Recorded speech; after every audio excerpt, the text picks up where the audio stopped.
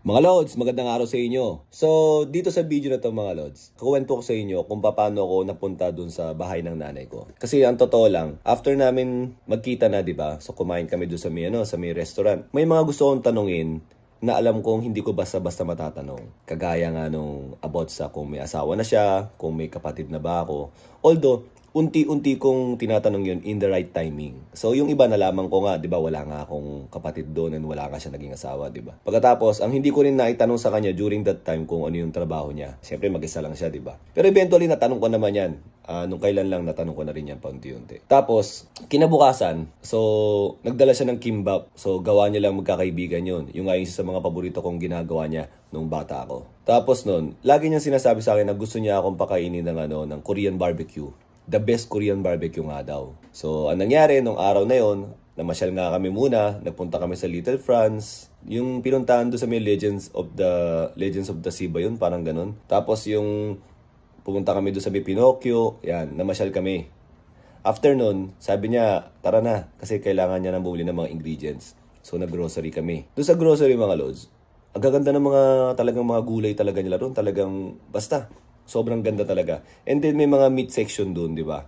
Doon sa meat section, pinipili niya yung pinakamagandang beef talaga. Pero parang ayaw niya. Parang sabi niya, no, bibinitawan niya. Tapos ang sabi niya gano'n na hindi nga daw maganda. Sabi ko, hindi maganda eh. Yun nga yung parang pinakamahal doon. But anyways, ginawa niya, tumawag siya. So eventually, nalaman ko nga na ang trabaho ng nanay ko is, cook pala siya. Professional cook daw siya, yun ang sabi niya. So tumawag siya sa mga restaurant na kilala niya. So ngayon, lumabas kami ng grocery, ang dala lang namin is puro mga gulay, ingredients, ganyan, mga sauce, ganyan. Tapos wala kaming biniling meat. Ang ginawa niya, pagsakay namin sa kotse, umikot kami. May pinunta kami restaurant. Back door from the kitchen. Meron siyang kinuha na meat doon, tapos pinababa niya ako, pinakilala niya ako. Yung meat nga na yun yung sobrang gandang meat na tinignan mo pa lang, alam mo nang sobrang sarap nun. Walang sinabi yung mga premium meat na nandun sa may grocery store. Iba talaga yun, pang restaurant grade talaga. So yun, ayun yung niluto niya. So nagba-barbecue nga kami doon. Sobrang saya, sarap kumain, siya nagluluto. Talagang alam niya yung doneness ng meat, kung gaano ka luto lang dapat yung ginagawa niya. At saka, once na naluto, mainit pa, papakain ka agad sa'yo. Talagang yung halos medyo, hindi naman mapapaso yung yung bibig mo. Pero kumbaga, halos malapit sa ganun. Pero sobrang sarap, sobrang juicy. Tapos puro fresh pa talaga yung mga vegetables. And then during that time, nung medyo patapos na kaming kumain, sinabi niya sa akin na kung gusto ko daw pumunta sa bahay niya. Pero maliit lang daw yung bahay niya, kaya kung pwede, ako na lang muna. So, isa sa dahilan kung ba't di ko tinatanong kung saan siya nakatira. Baka kasi mamaya nahiya siyang ipakita kung saan siya nakatira. Siyempre, di ba, hindi ko masabi. So, nag-iingat ako. Masaya yung moment, ayokong dalhin sa parang malungkot na moment na ganun. So, kinausap ko yung asawa ko. Sinabi ko sa kanya, ito yung mga nahiya akong itanong sa nanay ko kung kung saan ba siya nakatira, pwede ba tayong pumunta sa bahay niya. Nagalok siya, pero parang ako lang muna yung inaalok niya na pumunta ron. So, nangyari, after no, nagligpit kami, and then nag-drive kami papunta ron. Tapos, nakita niyo yung bahay niya eh. Pero gabi na kasi, kaya hindi ko pinicturean eh. Nakita niyo yung bahay niya doon sa BTV Choso na palabas. Ang ganda.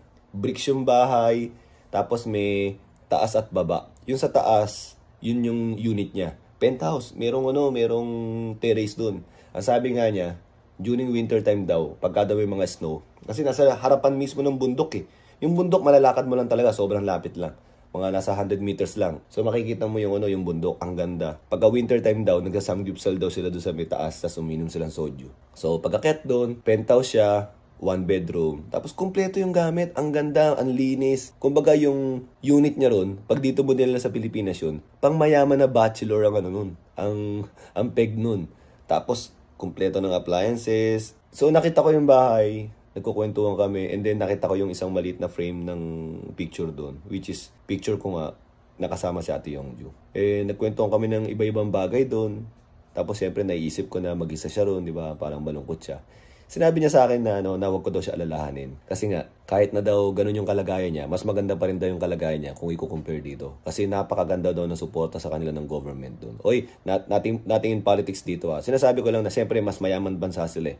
So maganda yung nila, yung support sa kanila. Kita mo naman na may kotse siya, meron siyang penthouse. Tapos maganda yung mga gamit niya, puro mga branded na mga damit niya. Di ba? Tapos may credit card siya, meron siyang trabaho na maayos. So lahat ng nangyari kasi doon, Lods, recorded eh. And that's the only time lang na hindi na ako nag-record.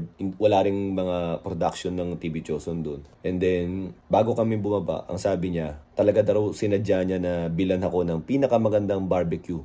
Beef barbecue, Korean barbecue. Kahit na alam niya daw na kulang pa daw yun sa lahat ng mga pagkukulang niya sa akin during the time na wala siya.